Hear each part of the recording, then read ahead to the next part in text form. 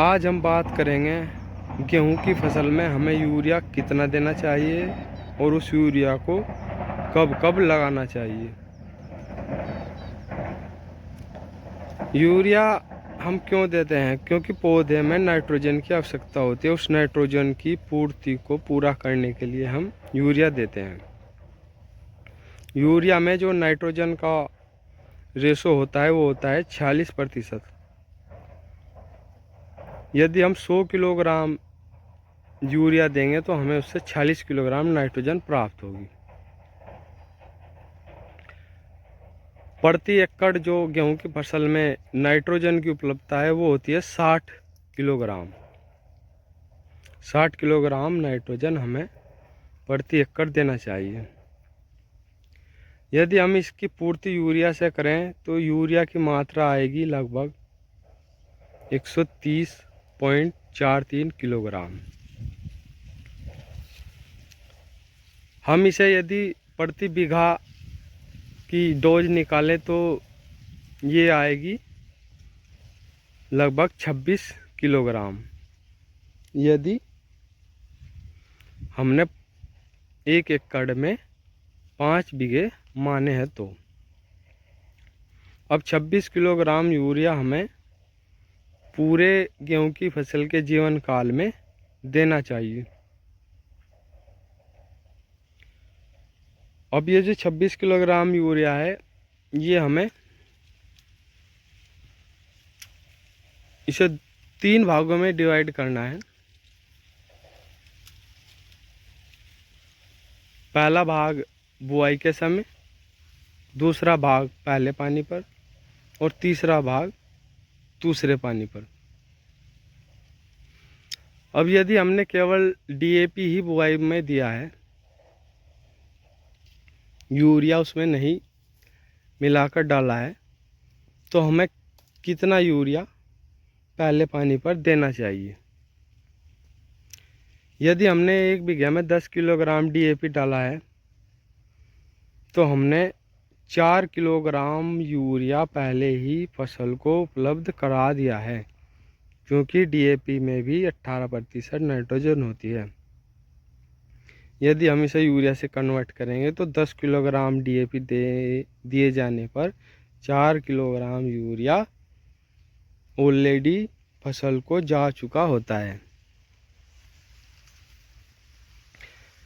अब हमें total urea देना था 26 किलोग्राम। 4 किलोग्राम यूरिया हमने बुआई पे ही दे दिया है।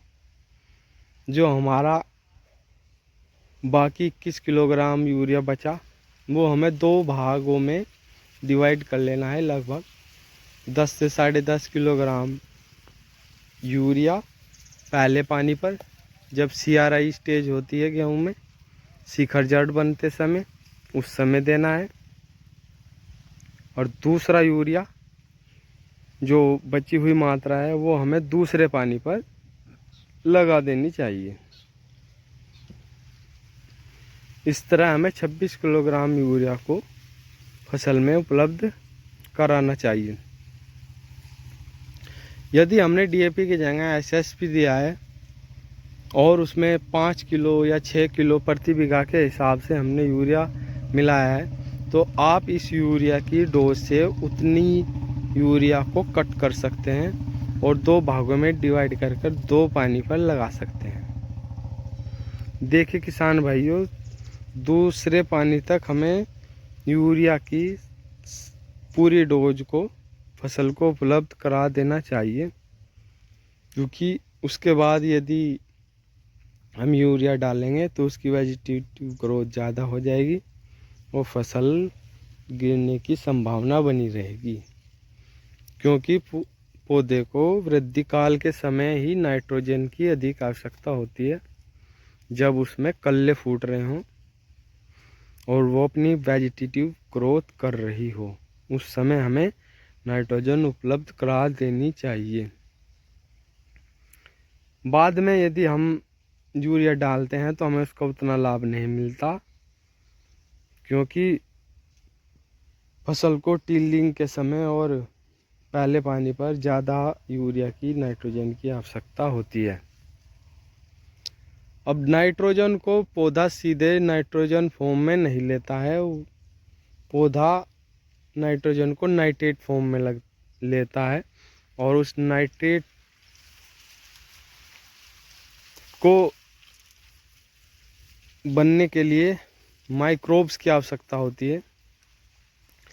नाइट्रोजन से नाइट्रेट जो रूपांतरित होती है वो माइक्रोब्स जो हमारी ज़मीन में सूक्ष्म जीवाणु होते हैं उनके द्वारा की जाती है, और उनकी जो क्रिया है वो कई बातों पर निर्भर करती है, जैसे हमारी मिट्टी की दशा क्या है, उसमें ऑर्गेनिक कार्बन कितना है, और सबसे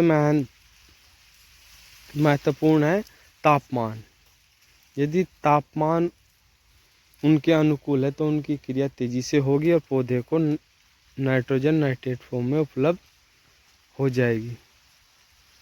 तो बिल्कुल भी ऐसा ना सोचें कि भाई हमने आज यूरिया दे दी और कल परसों हमें जो है उसके परिणाम देखने को मिल जाएंगे। उसमें कुछ समय लगता है नाइट्रोजन से नाइट्रेट फॉर्म में बदलने के लिए। आप सभी को मेरी वीडियो कैसी लगी कमेंट बॉक्स में ज़रूर बताना। यदि आप और किसी अन्य विषय पर वीडियो देखना चाहते हैं तो उसे भी मुझे कमेंट बॉक्स में ज़रूर बताना।